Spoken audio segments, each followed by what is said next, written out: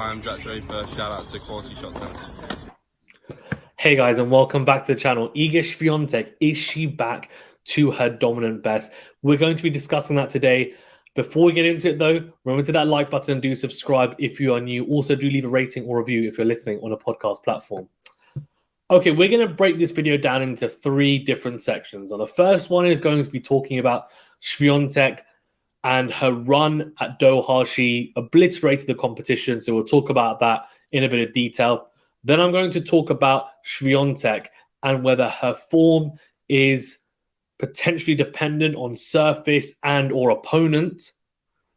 Then we're going to talk about what does this mean going forward, who is going to potentially challenge her for the rest of the year as well, i.e. Sabalenka after winning the Australian Open, for example. And we're going to, on top of that, discuss what I think is going to happen as well. Is Swiatek's form dependent on her playing her best level? As in, can she be beaten at her best level? Is really what I'm trying to get at. Can she be beaten at her best level? Or is it a case of when she drops her level, she's giving other players an opportunity to win?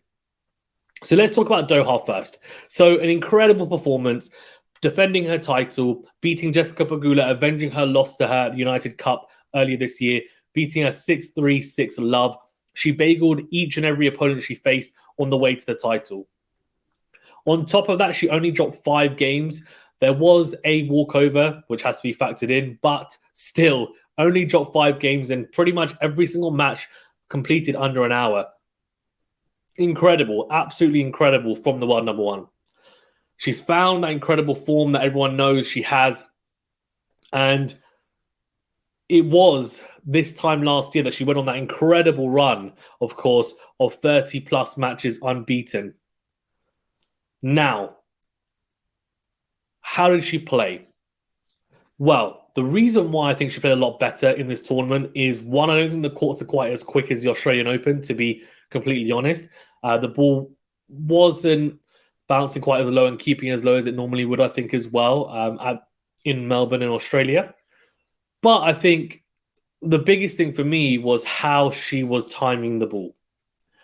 She was very, very comfortable on her ground strokes. And I think the first match that she played against Danielle Collins and the way that she won that gave her such confidence going forward. She'd lost to Danielle Collins, of course, last year at the Australian Open in the semi-finals in 2022. Now, she faced a different version of Danielle Collins this year. She's not been playing particularly well. That Danielle Collins is probably playing the best tennis of her life. However, whichever version of Danielle Collins whoever had played Swiatek on the day, whichever version of Collins had played Swiatek on the day, would have lost to that version or this version of Swiatek. She was serving extremely well, hitting her spots, her ground strokes as well. She was absorbing the pace well of Collins, and Collins was making a lot of errors. Swiatek was hitting the ball extremely deep, putting under pressure, constantly on the front foot, and she blitzed her. And we know how good a front runner she is. She's an incredible front runner. And I think that gave her the confidence to then completely obliterate everyone else. And I do feel like she is a massive confidence player. If she is confident and she is hot in terms of her form, it then becomes very, very difficult to beat her. If, for example, you're able to get an early break or you're able to win the first set, that's when you might have a chance. Now, she's shown resilience as well in the last year or so, but that's your best bet of being able to really get under her skin and actually get into that match and potentially win. Now let's talk about surface. So I just touched upon it. Is her form dependent on surface? Well, yes and no. So yes, because if you look at Wimbledon on the grass, the balls do zip through. They bounce very low. She isn't particularly comfortable with the low bouncing surfaces as much as she is with the higher bouncing surfaces, like your clay, like even the US Open, for example, is a slower hard court. It's still, pretty quick in terms of, if you compare it to 2019 and 2018, for example, they have got quicker. Nowhere near as quick as Australia still, though. And that does help Swiatek. She's got more time to tee up her ground strokes. She doesn't have to worry too much about the ball coming back and being rushed in any way, shape, or form.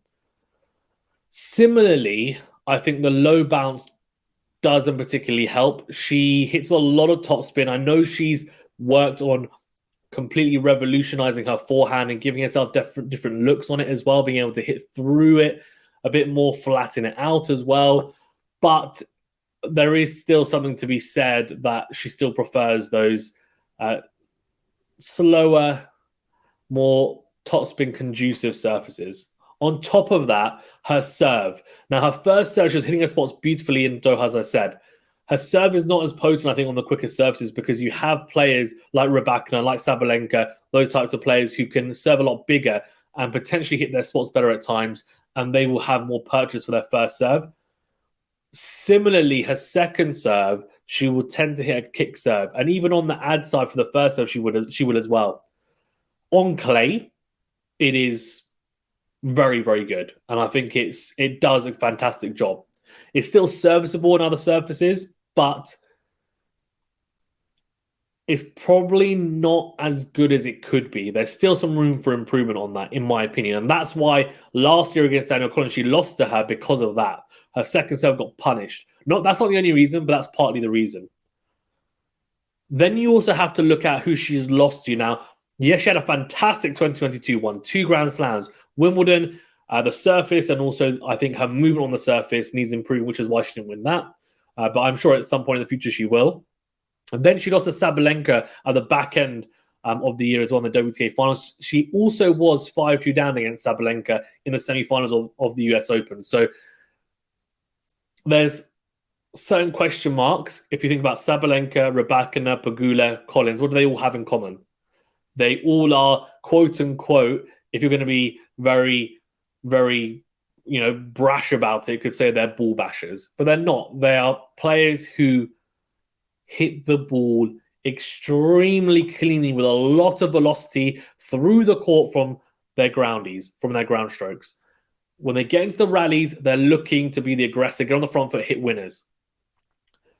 Pegula and Collins don't necessarily serve too big, but Rybakina and Sabalenka do. And that's an added, I think, advantage as well, because Swiatek is such a good returner.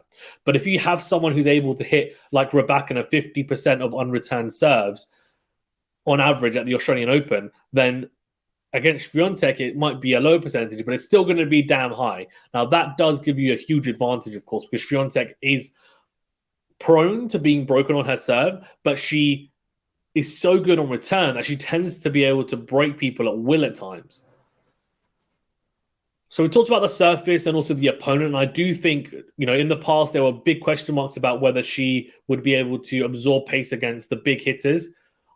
I think she has improved her game, that she is able to combat the big hitters better. I still think it's a little bit of a sticking point on particular surfaces against particular opponents. Now, that's not saying much because, look, she can't be invincible. No player is invincible and can win every single game.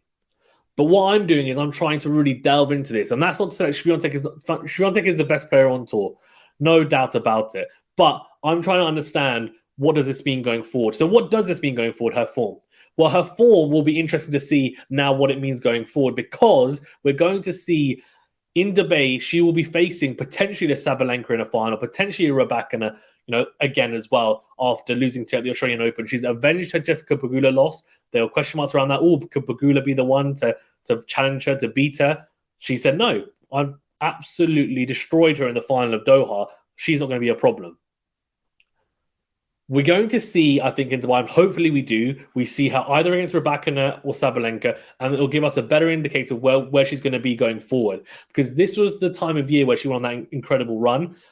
And I have a feeling that she is still going to be very good this year. I just think she's not going to be as dominant. I do think Sabalenka, I do think Rybakina, I do think some of the other players may have more wins over her this year. But I still think she's going to potentially be the standout player. Let me know your thoughts on it on this Swiatek video as well. What do you think? Do you think Swiatek is going to dominate? Do you think she's going to win 2 or more slams this year like she did last year? Or do you think the rest of the field have a chance and are going to challenge her, and we're going to have a more competitive year as we've had so far? Thank you very much, guys, for tuning in. Remember to hit that like button, subscribe if you're new, and we'll see you on the next video.